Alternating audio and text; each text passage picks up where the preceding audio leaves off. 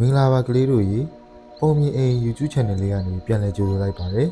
ဒီနေ့မှာတော့ဉာဏ်ပညာကြီးမားတဲ့ရုံးလေးရဲ့စွမ်းစားခံအပိုင်းနှစ်ကိုရောက်ရှိလို့လာပါပြီအပိုင်းတစ်မှာချင်းသိကြီးကိုဉာဏ်နဲ့အနိုင်ယူခဲ့တဲ့ရုံးကလေးဟာဒီတစ်ခါမှာတော့ဘလို့ရန်သူတွေနဲ့ထက်တွေ့အောင်မလဲအတူတူနားဆင်ကြည့်အောင်နော်ပုံမြင်လေးမပြောခင် Channel လေးကိုလည်း Like and Subscribe လုပ်ပေးသွားအောင်နော်ချင်းသိကြီးမရှိတဲ့နောက်ပိုင်းမှာ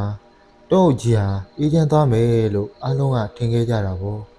ဒါပေမဲ့မကြခင်မှာပဲတောဆက်ကတွင်းကြီးတစ်ခုတည်းကနေပြီးတော့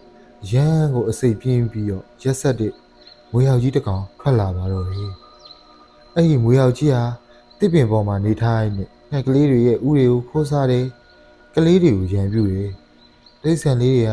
ချင်းသိရန်လွတ်ပေမဲ့အခုတော့မွေရောက်ရန်ကိုကြောက်နေကြရပြန်ပြီပေါ့ကွယ်တနေ့မှတော့ရုံကလေးဟာတစ်ပင်အောက်မှာအိပ်ပျော်နေတဲ့မွေဟောက်ကြီးကိုတွေ့သွားပါတော့တယ်။ရုံကလေးကနေပြီးတော့ဒီမွေဟောက်ကြီးကိုငါတို့တော်ထဲကနေပြီးတော့ထွက်သွားအောင်လုံးမဖြစ်မယ်လို့တွေးလိုက်တယ်။ဒါနဲ့ရုံကလေးကမွေဟောက်ကြီးနားကိုသွားပြီးဟေးမွေဟောက်ကြီးမင်းကဒီတော့မှအစိပ်ပြင်းဆုံးလို့ထင်နေရလား။မဟုတ်ဘူးနော်။ရွာနာကလူတွေရဲ့အိမ်အောက်မှာမင်းတက်အစိပ်အစာပေါင်းများစွာပြင်းတဲ့ကင်းမြူကောက်ကြီးရှိတယ်လို့စိန်ခေါ်လိုက်ပါလေ။ရုံကလေးရဲ့အဲ့ဒီစကားသံကိုလည်းကြားရောမွေဟောက်ကြီးကနေဒေါသတကြီးနဲ့ဗပြင်းကြီးကိုထောင်းလိုက်ပြီးတော့ဘာ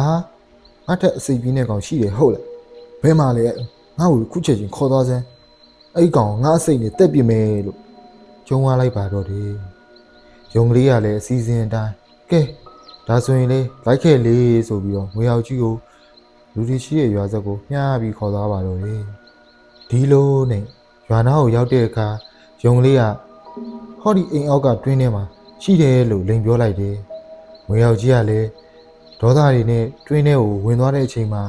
အင်ရှင်လူသားတွေကမွေကြီးဝင်လာတာကိုမြင်သွားပါတော့တယ်။လူတွေကဒုတ်တွေဓားတွေနဲ့ဝိုင်းဝန်းနှိမ်နှင်းကြတာကြောင့်မွေရောက်ကြီးဟာကြောက်လိုက်တဲ့ကြားကနေ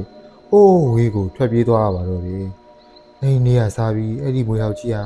တောထဲကိုတစ်ခါမှပြန်မလာတော့ပါဘူး။ကဲကလေးတို့ရေရုံကလေးရဲ့သတိဝိရိယနဲ့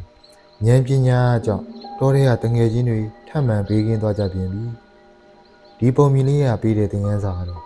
ရန်သူကိုအင်အားနဲ့မတိုက်ခိုက်နိုင်ရင်ဉာဏ်ပညာနဲ့နိုင်ယူရတယ်ဆိုတာပါပဲကလေးတို့ရောဘာသင်ခန်းစာလေးတွေရလိုက်ကြလဲနောက်ထပ်အပိုင်းမှာတော့တတော်လုံးကိုတုံးလုံးသွားစီနဲ့တော်မီအန်ဒီရဲ့အကြောင်းကိုပြောပြပေးမှဖြစ်လို့စောင့်မျှော်အားပေးကြပါဦးနော်နောက်ထပ်ပုံမြင်လေးတွေနဲ့ပြန်တွေ့ကြမယ်